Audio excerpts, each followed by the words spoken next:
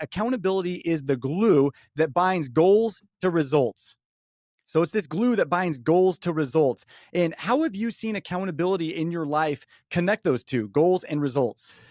Yeah. So, you know, goals in itself, if you're a goal maker, and it doesn't matter kind of what kind of goal person you are, maybe your goal is you're driven by a number, or a goal is you're driven by a result. You have something that you're shooting for. Uh, Tracking it, looking for it, I think that's kind of the key component to even knowing if you're making progress. If not, you're just kind of shooting in the dark. And that accountability part is the part that says, okay, in order to make me meet these goals, what do I have to do to achieve them? And often the things that we have to do to achieve our goals suck. They're not fun. And so if they were fun, we probably wouldn't have to have accountability. If it was like scrolling my phone at 10:30 at night is all I have to do to be in shape, I would be looking fantastic right now. But it's always stuff that sucks. And so when we do stuff that we don't want to do and that's not fun to do, we need motivation, we need help, we need guidance to get it done. That's where accountability comes in, because our natural reaction to doing things that suck is no.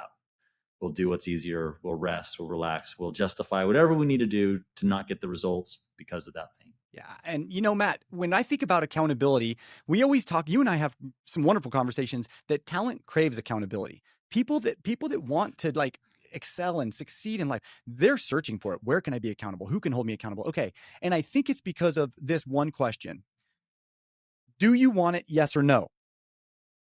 Do you want it? Yes or no? So thinking about the goal, or maybe you have problems or issues with goals and you name it something else and it's a result or it's something that you're driving towards. Number one, do you even know where you're headed? And if you are headed and you do know where you're headed, do you want it? Yes or no? The problem is I would purport that a majority of people never fully commit to something. And so what they do is they end up staying in this middle third, right? This is like the gray area where they're not committed and they don't choose to say no to it and actually release that from their life and not worry and stress about it, but they just stay in the excuse making zone. The reason why, well, I'll just start tomorrow, and all of these things start percolating to the top. And I think that it starts with this: whether or not I want to run a race, whether or not I want to be the top producing agent, whether or not I want to take 25 apps in 1 week, we've got to ask ourselves a question. Do I want it? Yes or no? What are your thoughts on that? I think that everyone's going to say yes, and then they're going to go try to put yes into action. And I know where you're coming from, because every time we make a next decision, am I going to work out tonight or am I going to scroll on my phone? Do you want to be in shape? Yes or no? And then I have to answer that question at that moment. And I think we always say yes, but I can do it tomorrow. Yes, but I can postpone. And so I don't know if I always necessarily agree with the yes. If I always believe that, there would be no reason for accountability, because I could just say yes every time. I could be self-motivated enough to say this is what I want. But accountability comes in when we procrastinate. That's the basic line to it. Because if not, I'd answer yes every time and I would be meeting every single goal and every objective I've ever had. Accountability, whether to yourself or to others or having others accountable for you, it's a mechanism in there to do what you need to do when you want to answer yes, but you want to put it off.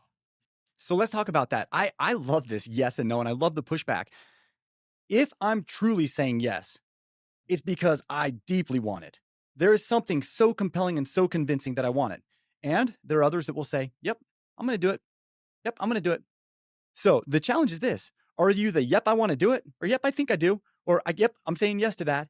And then you find your habits not aligning with your yes, then you're not really a yes. And so the downstream effect of yes or no is, what habits are you creating to allow you to be successful? And really, that's what we're talking about with accountability: is, do you have the fortitude to align your habits with the yes so that you can start getting results, even if it's painful, even if it's hard, even if you don't want to get off the couch at 10:30 when you want to scroll, right? And I think that that's the challenge. And there's a level of vulnerability that has to occur for people to really be accountable. And I love to think of it as this: we must start by defining our circumstances and being honest with where we are and being honest with who we are.